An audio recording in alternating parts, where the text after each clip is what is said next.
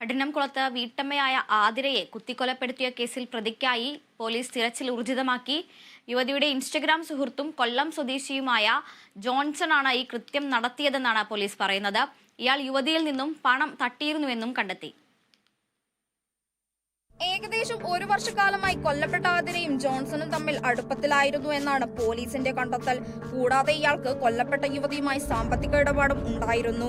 1 ലക്ഷത്തോളം രൂപ യുവതി ജോൺസന് നൽകിയിരുന്നത് കൂടാതെ കൃത്യത്തിന് 3 ദിവസം മുമ്പ് 2500 രൂപ കൂടി ജോൺസൺ യുവതിയുടെ പക്കൽ നിന്നും വാങ്ങി. ആതിരയുടെ ചിത്രങ്ങൾ കാട്ടി ഇയാൾ ഭീഷണിപ്പെടുത്തിയെന്നും അതുവഴി പണം തട്ടിയെന്നും വിവരമുണ്ട്. തന്നോടൊപ്പം വരണമെന്ന് ജോൺസൺ യുവതിയോട് ആവശ്യപ്പെട്ടെങ്കിലും ആതിര കൂടെ ചെല്ലാൻ വിസമ്മതിക്കുകയായിരുന്നു.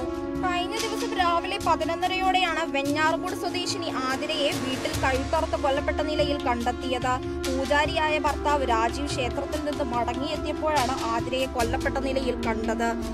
സംഭവത്തിൽ പ്രതിയെ പോലീസ് തിരിച്ചറിഞ്ഞു. പെരുമാത്തുറയിലെ വാടക വീട്ടിൽ നിന്നും കത്തിയുമായി വീട്ടമ്മയുടെ സ്കൂട്ടറുമെടുത്താണ് രക്ഷപ്പെട്ടത്. പ്രതിക്കായി പോലീസ് അന്വേഷണം ശക്തമാക്കി. Kerala vision news, Thiruvananthapuram.